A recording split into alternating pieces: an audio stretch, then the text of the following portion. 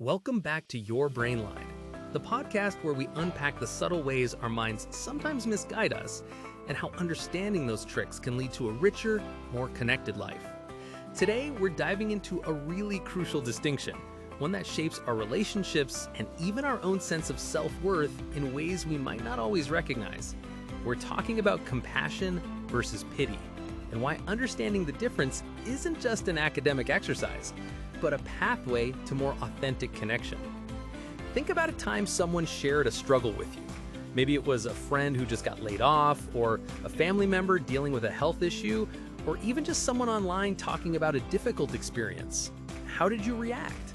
More importantly, how did you feel? And what do you think they felt receiving your reaction? Sometimes our brains offer us what feels like a helpful response, a sort of knee-jerk emotional reaction to someone else's pain. This reaction can often be pity. Now, on the surface, pity might seem harmless, even kind. It's that feeling of, oh, that poor person, how awful for them. It's an acknowledgement of their suffering, a recognition that they're going through something tough. But here's where your brain lie comes in. That feeling, while seemingly benign, often carries a subtle, almost invisible cost. Imagine you're walking through a park and you see someone struggling to push a heavy, overloaded stroller up a steep hill. If your immediate thought is, oh, bless their heart, they're clearly not strong enough for that, or they really shouldn't have brought so much stuff, that's the voice of pity. It places you in a position above them, looking down at their struggle. There's a distance, a separation.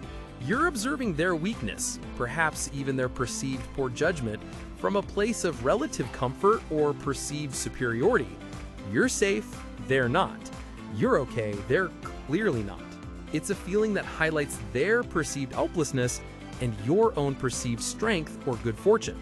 When you offer pity, even without saying a word, the person receiving it can often sense that subtle power imbalance. It feels like someone is looking at them through a pane of glass, observing their pain without truly getting close to it. It can feel condescending, even if it's not intended that way. It says, you are fundamentally different from me in this moment of struggle. Your problem is yours, and I'm merely witnessing it from a safe distance. This perspective can be incredibly isolating for the person going through a hard time. It doesn't invite them in, it doesn't build a bridge. Instead, it subtly reinforces their feeling of being alone in their challenge.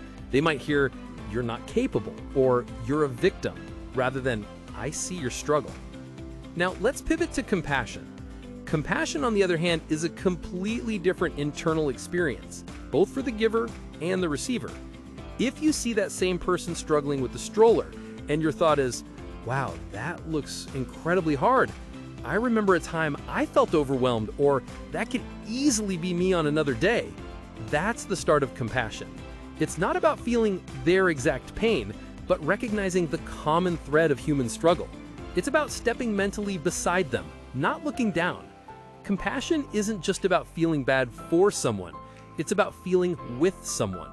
It's rooted in a deep understanding of our shared humanity.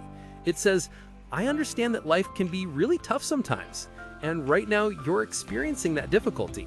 I can imagine how challenging this must feel, and I want to offer support, not judgment. It acknowledges their dignity and their inherent strength even in the face of struggle. It's like seeing a friend fall, and instead of just watching them struggle to get up, you reach out a hand or at least stand ready to help simply by being present and understanding. Think about a friend who's going through a tough breakup. If you respond with pity, you might say, oh, your poor thing, they were awful, you deserve so much better. Well-intentioned, this can implicitly disempower your friend. It frames them as a victim who needs rescuing, and it doesn't necessarily open the door for them to process their complex emotions. It's a statement that closes down further conversation, putting a label on their experience rather than exploring it with them. A compassionate response, however, would sound and feel very different.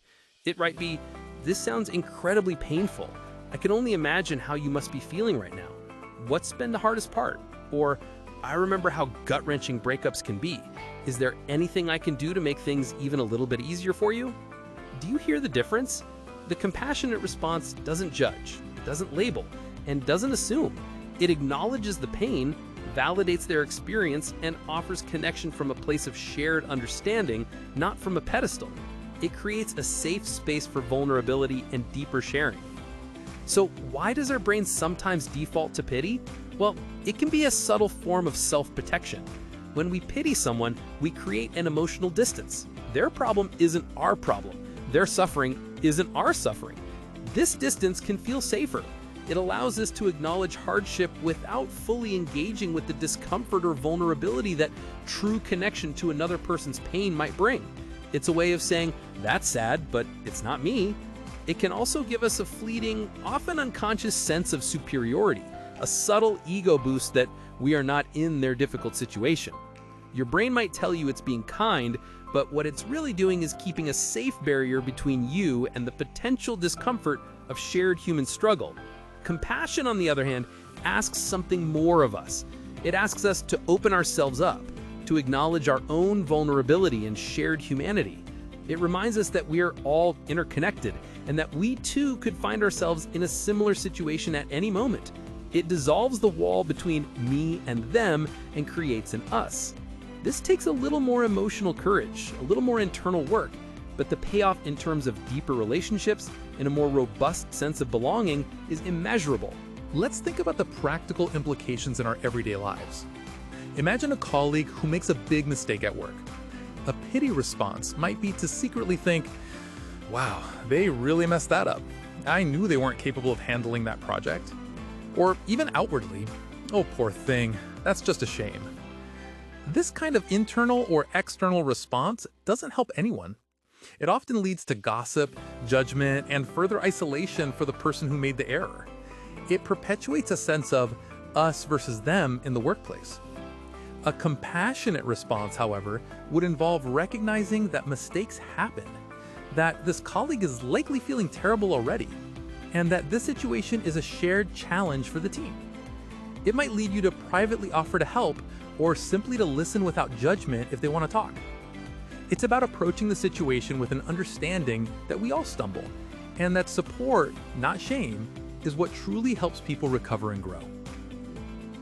The difference truly matters because pity disempowers and isolates, while compassion empowers and connects. When someone is experiencing pity, they often feel seen as weak, incapable, or perhaps even an object of charity. This can chip away at their self-esteem and make them less likely to reach out for genuine help in the future. They might close off, fearing that any vulnerability will only lead to more condescension. When someone experiences compassion, however, they feel seen, heard, and understood. They feel a sense of solidarity, like someone is in their corner, recognizing their strength even amidst their struggles. This kind of support fosters resilience. It helps them feel capable of navigating their challenges, knowing they aren't alone. It strengthens the bonds of trust and mutual respect, which are the bedrock of any healthy relationship, whether it's with a friend, a partner, a family member, or a colleague. So, how do we make this shift? How do we train our brains to lean into compassion when the easier, more distant path of pity seems to beckon? It starts with awareness. The next time you encounter someone in distress or hear about a difficult situation, pause. Check in with your own internal reaction. Are you looking down at their situation, feeling a sense of separation? Or are you striving to stand beside them, recognizing the shared threads of human experience? Ask yourself, what might this feel like for them? Not just the facts of their situation, but the emotions, the weight, the uncertainty. Try to step into their shoes for a moment, not to own their pain, but to truly understand its shape and texture. This isn't about ignoring their unique circumstances or pretending you know exactly what they're going through. It's about remembering that the fundamental human feelings, fear, sadness, frustration, overwhelm, are universal. We've all felt them, even if the specific trigger was different. Another key is to focus on what you have in common with the person rather than what sets you apart. Yes, their challenge might be different from anything you faced, but the underlying human experience of difficulty, vulnerability, and the need for support, that's something we all share. When you emphasize common humanity, the wall of separation starts to crumble. Think about your language, even your internal language. Are you using words that diminish someone's agency, or highlight their helplessness? Or are you using language that acknowledges their struggle while also affirming their inherent worth and capacity? It's a subtle but powerful shift. Instead of "they're so helpless," try "they're going through a really hard time, and that must be incredibly tough." Remember that compassion doesn't mean you have to solve someone's problems. Often, the most compassionate act is simply to listen without judgment, to offer a non-anxious presence, and to validate their feelings. It's about creating a space where they feel safe enough to be vulnerable, knowing they won't be pitied or diminished. This isn't about being perfect. We are all human, and our brains are wired for efficiency, sometimes taking emotional shortcuts. But with conscious practice, we can absolutely cultivate a stronger compassion muscle. We can train ourselves to instinctively reach for connection rather than separation. It's a quiet internal revolution, but one that has profound effects on every relationship you hold dear. It transforms your interactions from shallow observations to deep, meaningful engagements. It helps you build a world where people feel truly supported, not just seen as objects of passing sorrow. So as you go about your week, keep this distinction in mind. Observe your own reactions. Notice the subtle leanings of your brain. Is it trying to protect you with pity, or is it ready to connect with compassion? The choice ultimately is yours, and the impact of that choice ripples out further than you might imagine. It's a powerful tool for fostering genuine connection and building a more empathetic world, one interaction at a time. Before we wrap up, here are a few reflection questions to carry with you. First, next time someone shares a struggle with you, pause. Ask yourself, am I looking down at this person, or am I trying to stand beside them and acknowledge our shared humanity? Second, think about a time in your life when you felt truly supported during a difficult period. What was it about that interaction that made you feel seen, valued, and empowered, rather than pitied? How can you offer that same feeling to others? Finally, consider one relationship where you feel a bit of distance when the other person shares a challenge. How might shifting your internal stance from pity to compassion change your interaction next time? Thank you for joining me on Your Brain Lied. I hope this conversation empowers you to build stronger, more authentic connections in your life. We'll be back soon with more insights.